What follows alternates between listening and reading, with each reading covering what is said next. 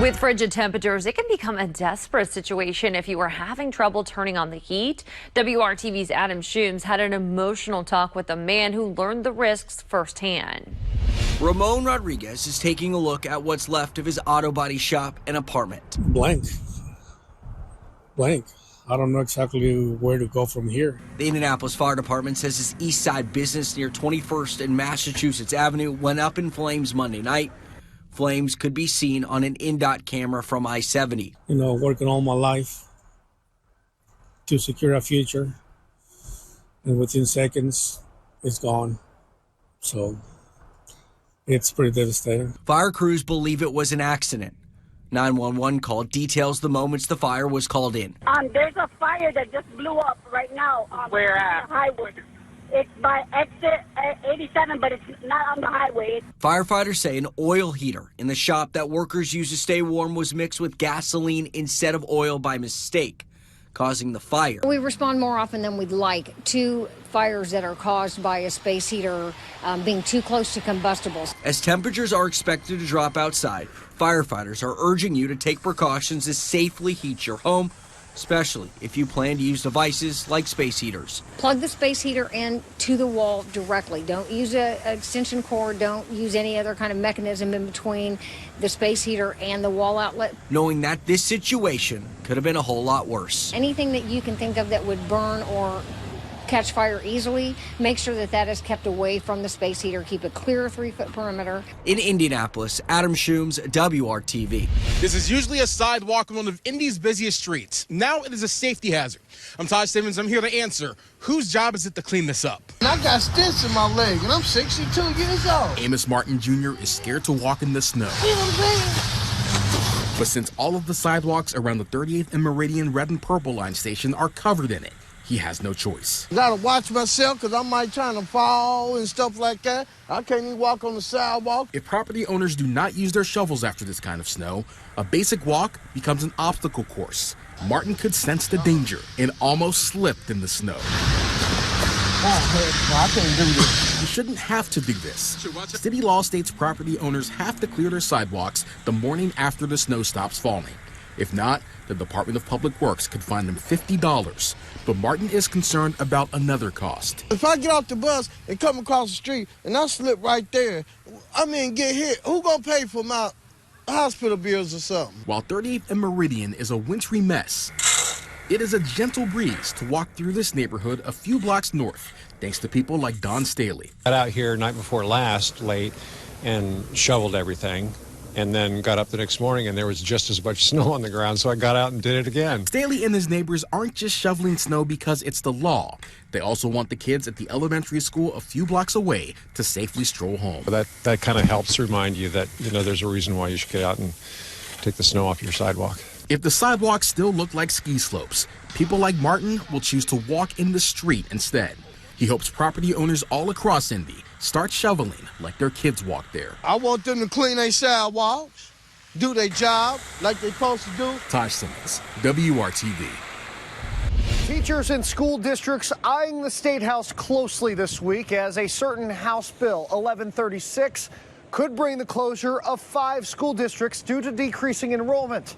I'm very devastated to hear this, to see something like this happening. It seems to be going in the opposite direction of where so many legislators have been. The bill would force Indiana school districts to dissolve and transition into charter schools if more than 50% of students living in the district attend outside schools. The author of the bill, Representative Jake Teshka, says he filed the bill to, quote, find solutions in districts where the current governance is failing its students, arguing that way property taxes are not funding a school system they don't attend.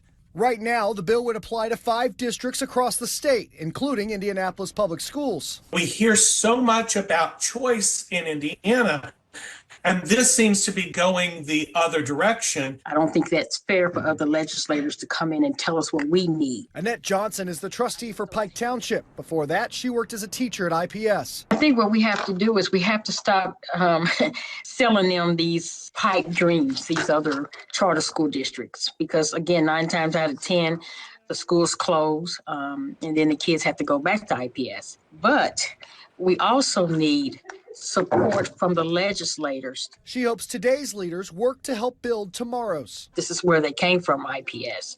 And so if it did good by them, I don't see why we can't plan for the future. As with any bill, it has to go through all the government layers before it can finally be voted on and approved. If it does pass, however, none of these changes will take place until the year 2028. Reporting here in Indianapolis, Griffin Gonzalez, WRTV.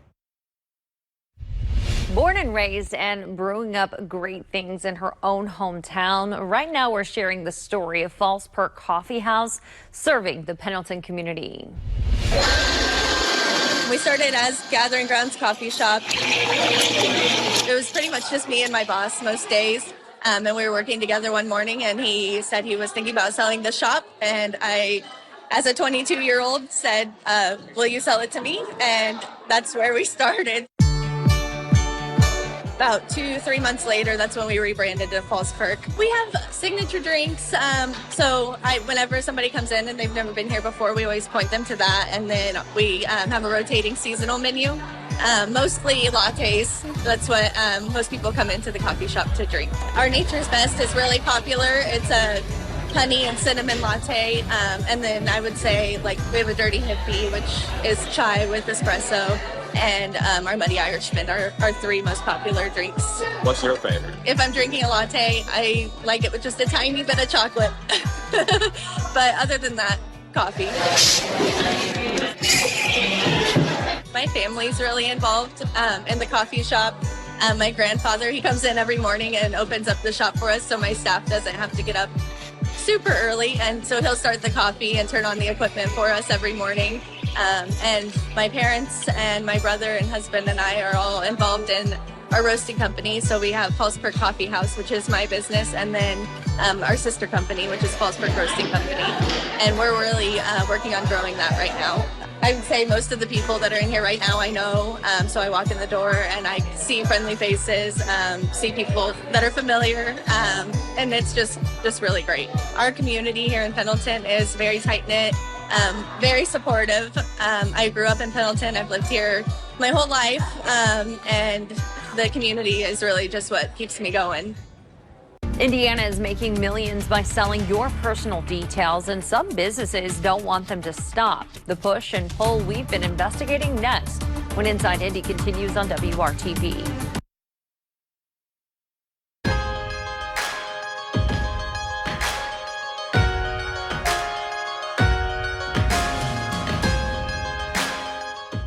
The state is selling your personal information, and it is making millions doing so. A new plan is underway that would allow you to opt out, but some businesses are pushing back, saying it would hurt them in the process. WRTV Investigates Kara Kenny has been tracking this issue now for the past 2 years. She joins us now with these new developments. This new report projects the state will bring in $25 million in 2024 from selling your personal information. This report shows they're spending the money on everything from branch leases and paying employees, as well as upgrading technology. By the way, the BMV has to put together this annual report because of our reporting. When a tow truck shows up for your car, it's typically not a good day. But for Hicks Wrecker Service, it's their job. They're one of the oldest and largest towing companies in Indianapolis. It's a feast or famine thing. You never know. Gail Neal is the owner of Hicks, one of thousands of entities buying information from the BMV. What type of information are you buying from the BMV? Names, addresses. Here's how it works. When a car is towed, Hicks gets the vehicle identification number, or VIN. They enter that VIN into a BMV portal. Up pops a readout with the make, model, odometer reading, title information, owner name and address, and even if there's a lien on the vehicle. So this would be an example of something that you would get from the BMV? Yes, that's exactly what we get from the BMV. Tow companies use this information to contact the vehicle's owner via certified letter. They tell them where their car is, and if they don't come get it, the vehicle could be sold. It's the law that we have to do it, and that's the reason we do it. Are you using the information for anything other than contacting the owner of the vehicle? No. Not at all. I have no reason to know about anybody else's business. We filed a public records request and received this massive spreadsheet. We found thousands of companies and individuals are buying driver data, including attorneys, auto dealers, debt collectors, insurance agents, mobile home parks, private investigators, and security guards. It's legal, and the BMV doesn't have to tell you they're doing it. Things like your name, date of birth, address, past addresses, odometer reading, what kind of car you drive, even your license plate number are for sale. My information should not be sold for profit, and that bothers me. Representative Greg Porter plans to refile legislation that would allow Hoosiers to opt out of the state selling their information. It's their private information, it's their life, and they should be able to opt out. Gail at Hicks Wrecker Service is concerned about the legislation. If every car comes in and I can't notify the people to get rid of the vehicles, I'm going to have vehicles stuck to the sky. So I don't need that. I've got to have a way of getting rid of them. Cybersecurity experts say even if companies follow the rules, your personal information isn't necessarily safe. What can happen? Unfortunately, as we've seen all too often, there could be a ransomware attack. There could be a phishing attack. Hicks Wrecker Service stresses it does not keep driver data on their computers. Everything is printed out so that way it's there and only I have access. Employee Corey Neal says he keeps hard copies in case the BMV audits them, which they have. So we have to provide all the information for the run that we did and all the letters and showing that, hey, this car was here. Hicks spends $5 a search buying driver data. That's about $7,000 a year. We found many entities spend a lot more than that. As lawmakers talk about Porter's legislation, Hicks Wrecker Service hopes they consider businesses like theirs who rely on driver data. Similar legislation that would have allowed people to opt out failed last session. We will continue to follow this bill this session. Kara Kenny, WRTV. I'm Rachel Wilkerson with WRTV. There's a new initiative that will change how agencies respond to mental health crises. It will no longer be just IMPD. The city says this comes after feedback from the community and officers. We know that a law enforcement response isn't always necessary or appropriate for these runs. IMPD Chief Chris Bailey says sometimes the presence of an officer can make a mental health situation more uncertain than it already is. The Unified Mental Health Response combines IMPD, IFD, and IEMS personnel. They can respond to all IMPD districts when someone calls for help. This unified response represents our city's efforts to address mental health issues proactively and through collaboration. We've told you about IMPD's mobile crisis assistance teams and the city's clinician-led community response teams. MCAT isn't 24/7, and the city-led team covers North, Downtown, and East districts. This initiative fills those gaps. Here is how it works. 911, what's the address of the emergency? It starts with 911 dispatch, specifically asking questions regarding mental health emergencies. We will ask the questions of have they been diagnosed, are they on any medication.